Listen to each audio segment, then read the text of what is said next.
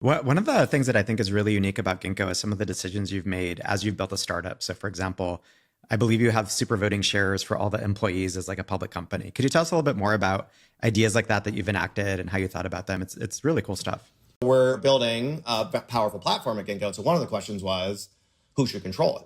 Like, how do you make these decisions about like who can use it? Like platform ethics stuff, all the stuff that's now being talked about in AI, because AI is finally making people be like a little bit like, oh, bits, right? Like maybe it is scary. And so like, it's just a little more at the front for those of us that have already been hanging out in Adam's world, right? And this is why people I think there's like a hard time between pharma and tech in terms of cultural, like non-overlap, because like the tech people feel like the therapeutics people are like losers and slow because they're lame and not ambitious, but these guys have clinical trials where people die, right? And so like it's being at the coal face of actually building things that really inflect on people and the world in a way that's not second order, like information technology creates a different kind of culture, okay? And so who should control then a platform that, if we're right and is successful, will powerfully read on people's lives, right? One answer is like the founders, right? That's Facebook, right? Like Mark's got super voting and his kids do or some insanity. The other option is capital markets,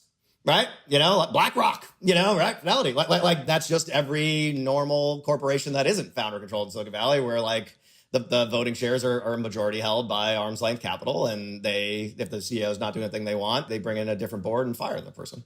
But like, it comes down to the control is who has the share votes when this is in a public company, ultimately hires and fires the CEO, ultimately then sets the control of the platform. Okay. And so at Ginkgo, we took this Silicon Valley idea of founder super voting shares and extended it to the entire employee base. So it's not just us. Anyone who's at the company, and it goes away if you leave, gets 10x voting for their B shares versus the A shares, which have 1x voting. And so the way the math works is that the employees own more than 9.1% collectively. You multiply that by 10 and it outvotes the remainder. And so the theory was, who should control the platform? Humans. Okay, not divorced capital, because that's not their priority. They're kind of like, my job is to get a high return. At the end of the day, it's your job, company leadership, to like decide how to do it. But in reality, what that means is company leadership primacy is the return. Okay. And so that seems And then what we've decided is a persistent thing is the employees. Okay. The workers, because they are humans and they actually work there and they go home to their families on Thanksgiving and have to explain like why they work at this company and are proud of it. And that may be long term. This is a theory, is a good group to give governance to.